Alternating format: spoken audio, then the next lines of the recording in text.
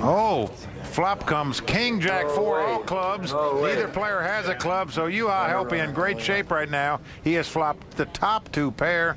That means the only way that Roland can win this pot is to catch two runners. He's going to have to get very lucky to win this pot now.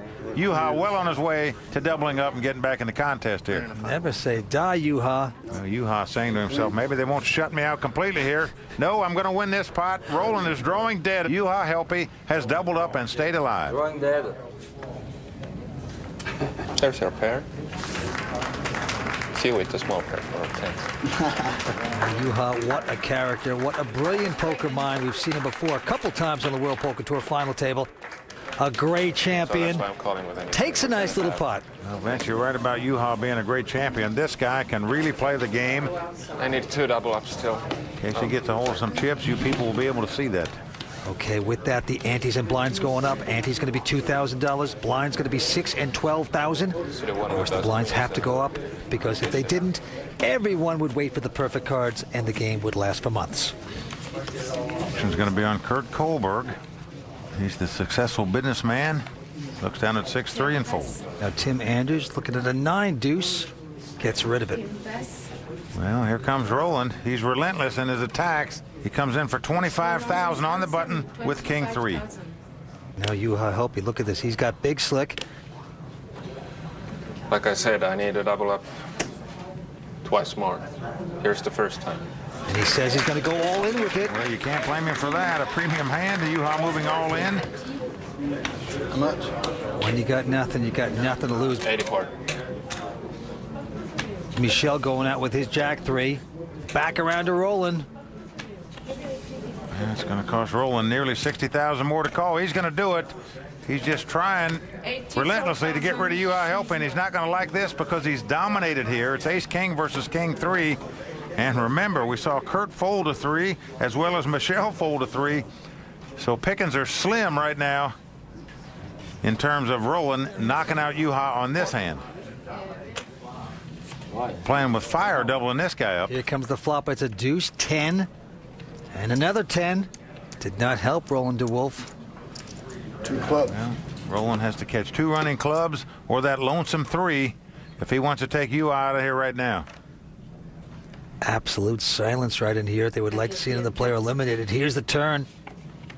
Well, it's the 5 of hearts. What that means is Roland DeWolf has 1 out. The lonesome 3, the last 3 in the deck. Can the chip leader get lucky and suck out? Push Juha out of this event right now.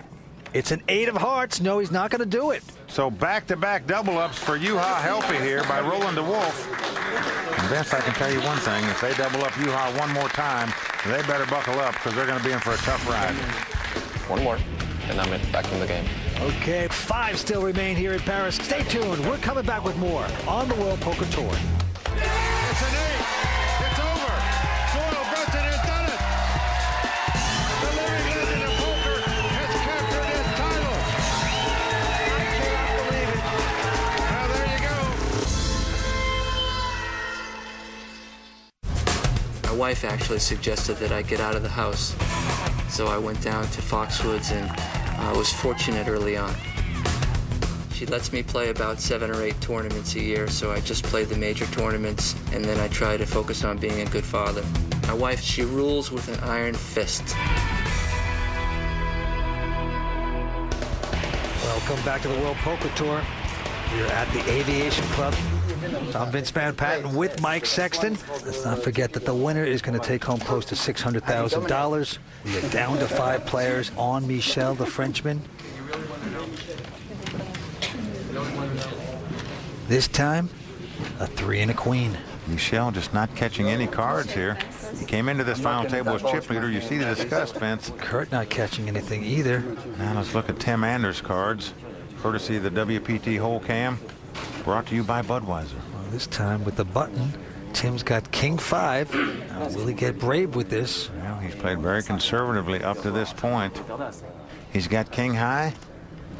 Been very selective so far, has not monkeyed around, but look at this. This time he looks very interested. Well, fumbling around with some chips there. And you're right, Vince. He's going to bet. Looks like 30,000 here. Oh, but boy, on his left, Roland DeWolf doesn't even blink. Throws in his money with Jack 10 with a call. Well, Juha Helpe is going to get out of the way. He folds a 10 deuce. And so it's a two-way battle. Tim is saying, okay, I hope I did the right thing here. Well, the flop is ace queen 9. So Roland has flopped an open-end straight draw. Yes, he has, but he checks it. He has a lot of respect for Tim. And Tim with only the king high here. Looks like he's reaching for chips.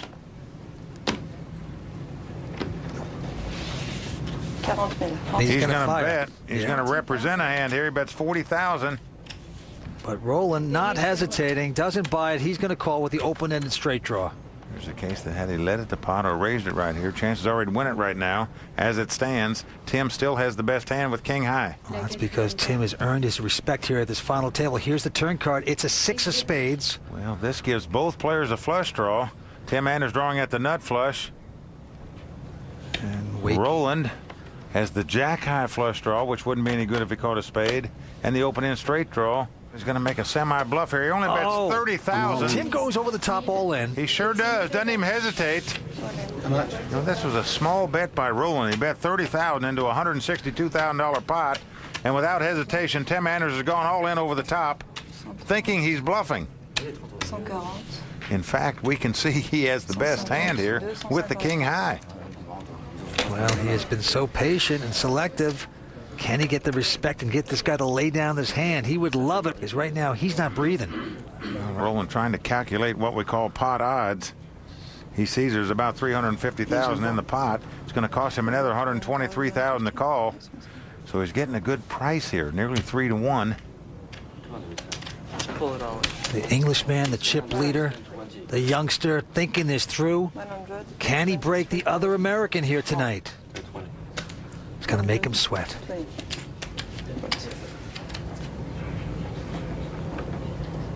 And I'll tell you something, Tim Anders has played this one perfectly.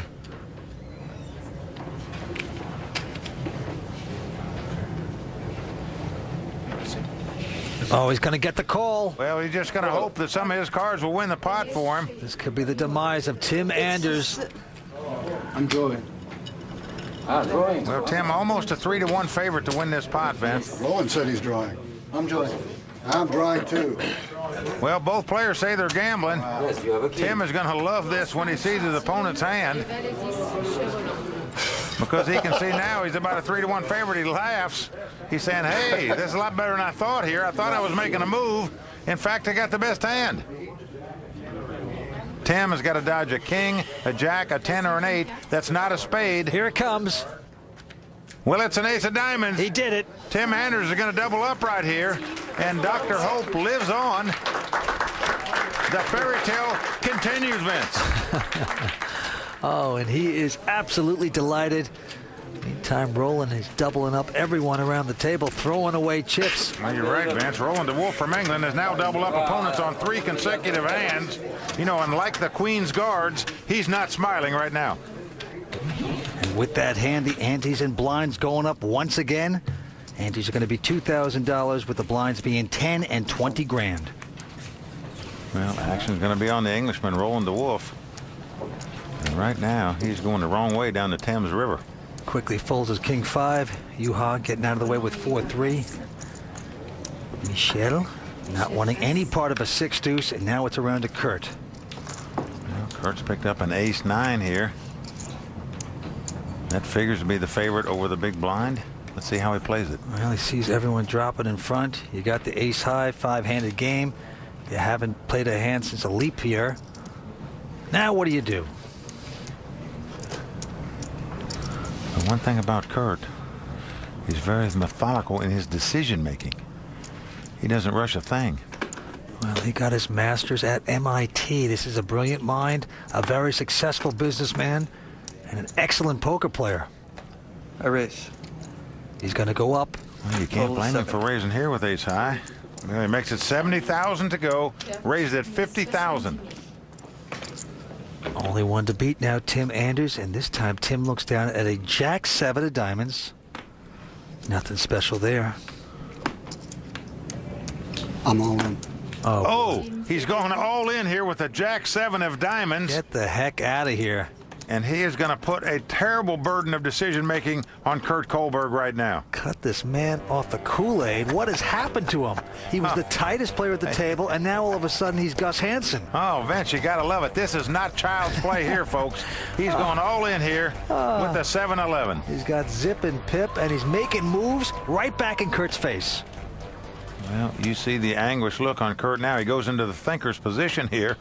Will he figure this out? Let's pull in the 70 first, and let's see what's in there. And he's going to see how much more it's going to cost him to call here. If he should make this call, he would be in a great place.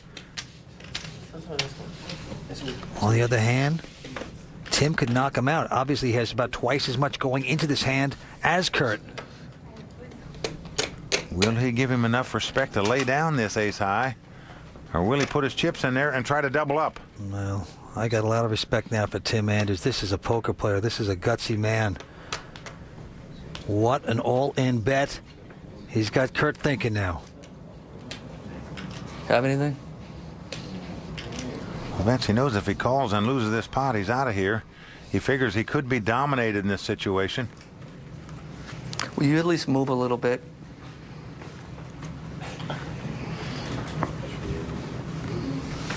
Kurt Kohlberger's got to feel like he's in a vice that's being squeezed right now. Oh, boy, he's going to make the laydown. Nice hand, sir. And what a play by Tim Anders right there to earn that pot by bluffing with the worst hand. Tim Anders, we are seeing you in a whole new light. Yep. And you did the best thing in the world from Mike Sexton's point of view. He didn't show the bluff. Well, of course not. He said he listens to what I say, and he follows me on the World Poker Tour, Vince. Give the guy credit. He made a move right there at the perfect time, and it paid off dividends. Boy, you guys could be roommates. Paris is the center of the poker world tonight. Oh, yes, it is, Mike. Oui. And the World Poker Tour will return right after this. I want to talk just a moment about Mike Sexton. Poker's all about decision-making and making correct decisions. His insightful commentary in the World Poker Tour has made me the poker player that I am today. There was no question about it. It was one of three hands. But your decisions constantly change based on the action of your opponents. All the listeners out there, if they will listen to what Mike has to say, it can greatly improve their poker game. Welcome back to the Aviation Club de France and the final table of the Grand Prix of Paris. I'm Courtney Friel, and here's a recap of the action so far. In the battle for Europe's most prestigious title, former WPT World Champion Alan Gehring was sent stateside by Englishman Roland de Wolf's Cowboys. That's going to end the tournament for Alan Gehring. Finnish amateur turned WPT champ Juha Helppi has bounced back from being down. I'm back in the game. While children's author Tim Anders is still looking to live happily ever after. In Paris, 2 Americans and 3 Europeans remain, but only one will conquer the continent and take home the $600,000 first place prize. Welcome back to Paris. 5 players remaining here tonight. The chip leader, Roland de Wolf, out of London, England. He has $933,000. Tim Anders has about $600,000 in second place right now. Kurt Kohlberg, the short stack with 172, but the action's going to be on the Frenchman Michel. And he looks down at the worst hand in poker, a 7-deuce offsuit, and he folds. He is getting frustrated. Now Kurt with 9-4 going out. So Tim Anders looks down at a nice hand. He's got big slick on the button. Best place in poker, you get to act last throughout the hand. Tremendous advantage in Hold'em poker. And he's going to make the raise here. Yep, he comes in for $75,000 here. That's a $55,000 raise with the ace-king. To Roland de Wolf, the chip leader. Now Roland's got a pretty good starting hand. Jack-10 of diamonds.